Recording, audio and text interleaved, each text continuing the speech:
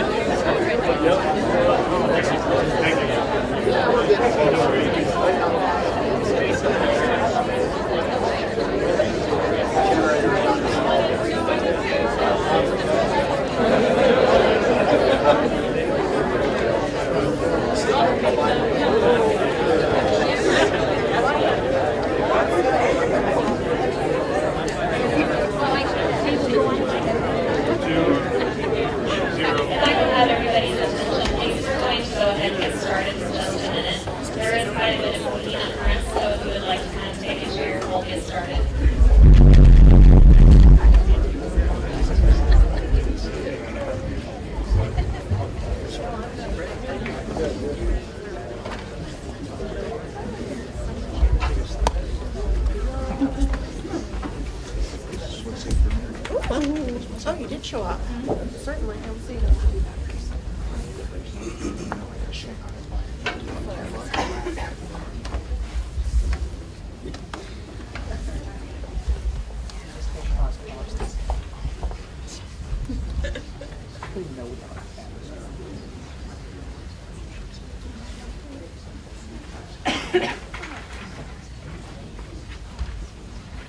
Good afternoon, everybody. My name is Sarah Lossinger, and I'm the President CEO at the Chamber here in Hays, Kansas.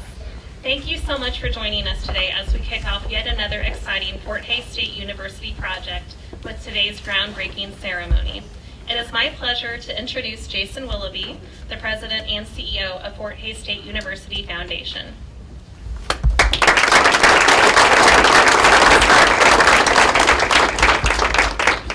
Thanks, Sarah. Thanks for the Chamber for being part of our event today.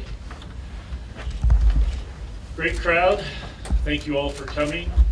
I think the size of the crowd shows just how important this project is, not only to our students, our faculty and staff, but our entire community. The library has been, is, and will be the heartbeat of our academic life on this campus. We can't wait for a $27.7 million renovation.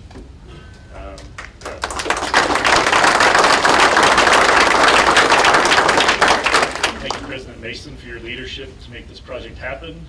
Thank you, Senator Moran, for your help in making this dream a reality. And with that, I will turn it over to Ginger Williams, Dean of Library Services at Fort Hays State University.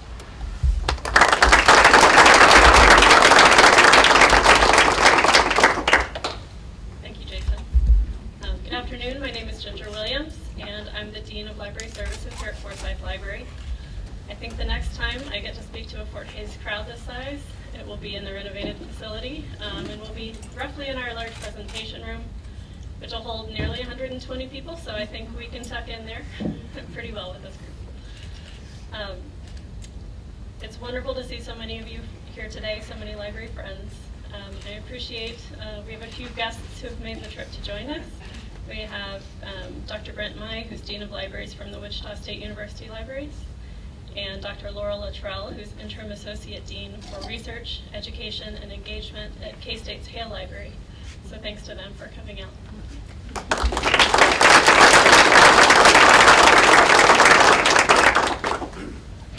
I began working on this project with Dana Cunningham, Director of Facilities Planning, and the Forsyth Library renovation team in spring of 2022.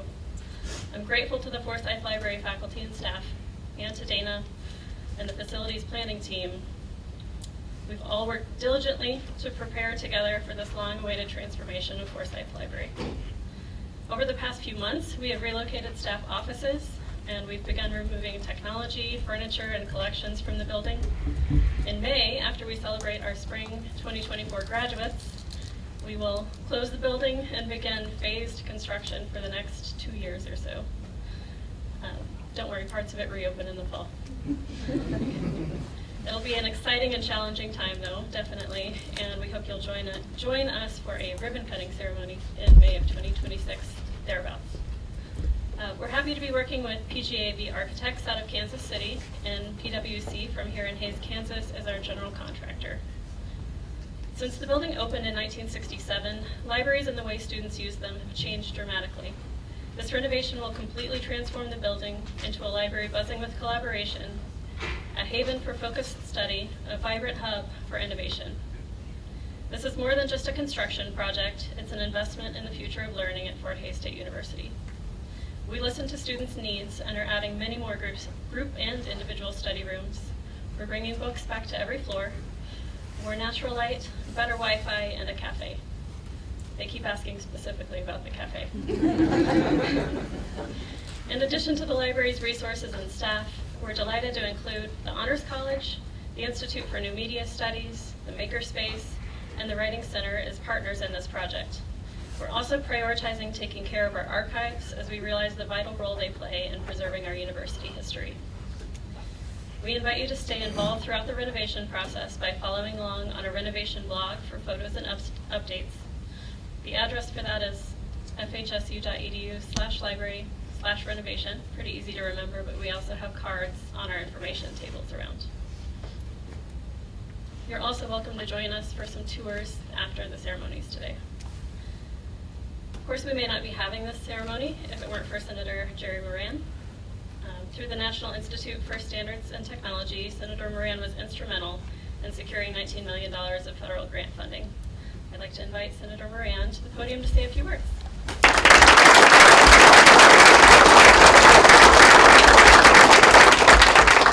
First of all, let me say that grant money is your money. I take no credit of coming out of my pocket, so thank you for the opportunity that we had to direct some decisions that were made in Washington, D.C. I'm also troubled. I think it was the Foundation president and CEO who said we need $27.7 million.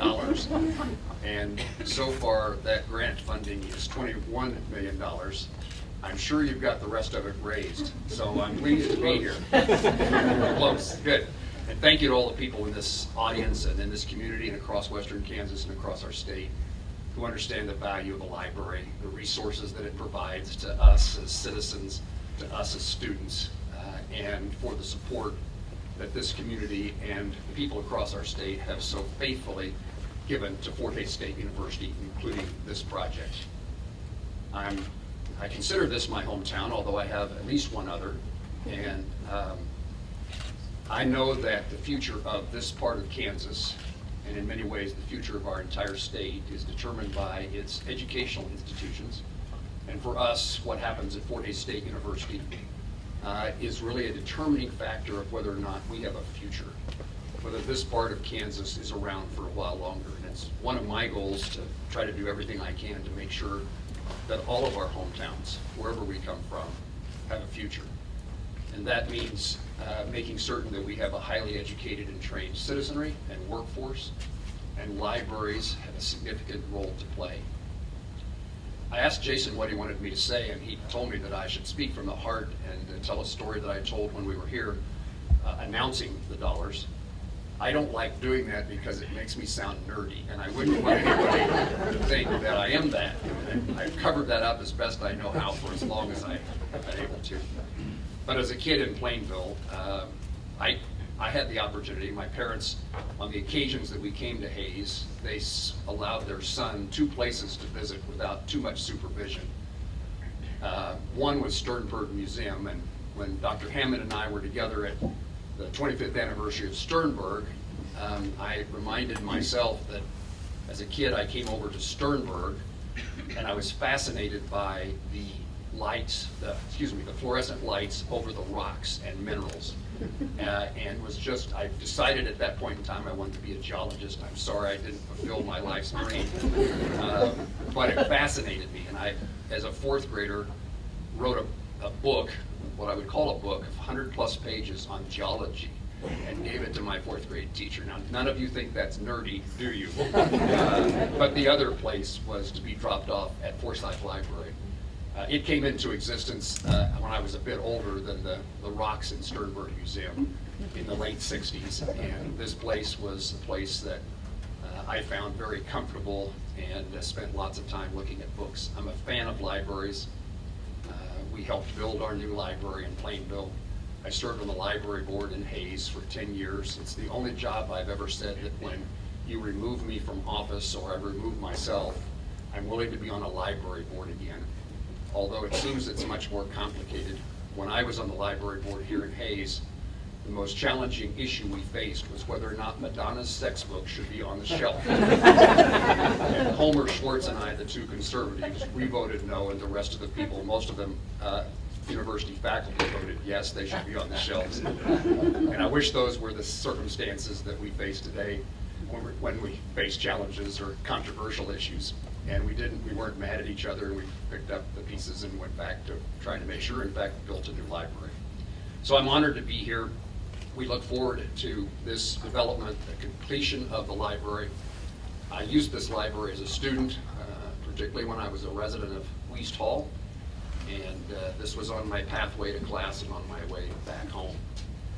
And I look forward to students today and in the future having those opportunities. The reason libraries matter to me is growing up in rural western Kansas, they were the doors, the windows to the rest of the world. I knew virtually nothing about anything outside of western Kansas and outside my hometown, except for sitting on the steps of a Carnegie Library in my hometown.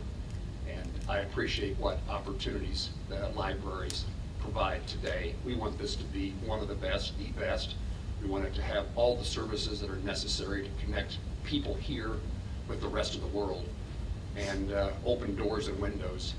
So much of what I think this country is about and should be about, and what education really is to make sure that everybody has an equal opportunity to follow their dreams. And it's something we all call the American dream. And so when we turn a shovel today, we're turning one more shovel full of dirt, not just for today, but for the benefit of people we will never meet. And it's created more opportunities for them because we're doing what we're doing here today and what Fort Hays has done. President, thank you very much for your commitment to this project, for, again, this community's support. And you arrived at Fort Hays State at a nice time in which a new library or a renovated library was contemplated. And thank you, Ginger, for your leadership in making sure that people who dream that dream, that it comes true. Thank you all very much for letting me join you.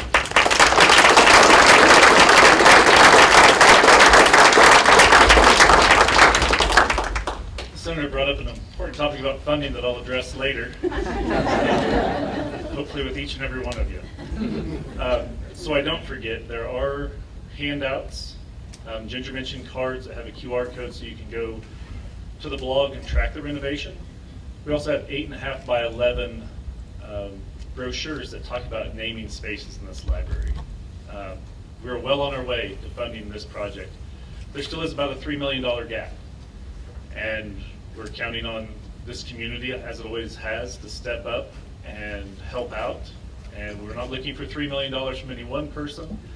We hope as a community we can fill that gap and make this a reality. And we want to honor you when you do that by naming various spaces after you and your loved ones. So please see any of the foundation or alumni staff to talk about that. And we'll be handing those out as you leave the building to be part of the gold shovel ceremony. With that, it's my honor to introduce the 10th president of Fort Hays State University, Dr. Tisa Mason.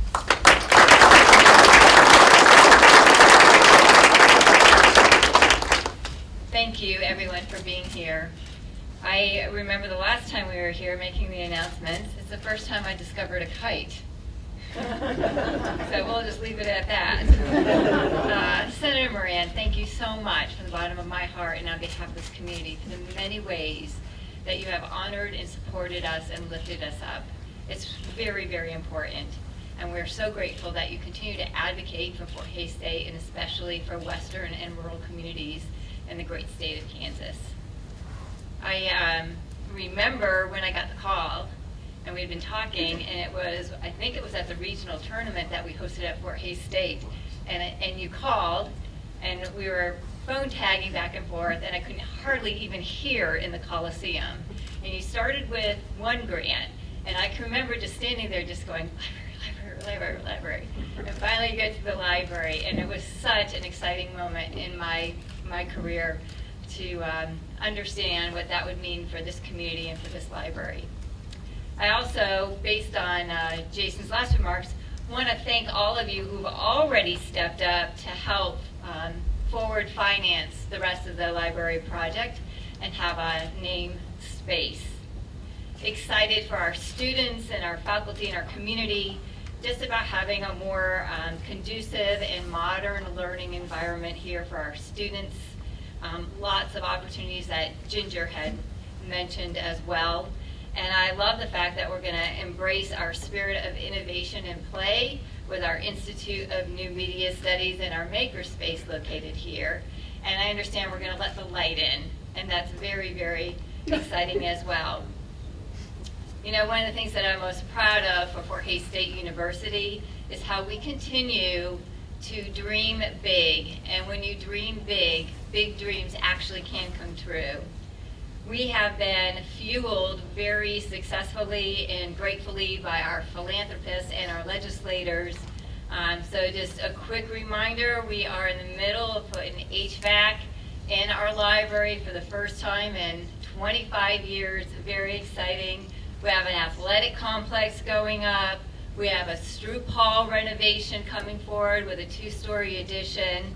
Affiliation, PCE, engaged online teaching and learning through a digital master plan. It is a remarkable place to be at Fort Hays State University. And that only happens because of the people at this university and in this community. Thank you so much for providing the resources. And I love the fact that we have the entrepreneurship and the innovation and the creative expression that enables our students to pursue their boldest dreams and talents and ideas. It's a remarkable place. I am so excited to be part of your community. Thank you for gathering today, and I'm excited to come back and watch the ribbons drop as we walk through the new doors of the renovated library. Thank you.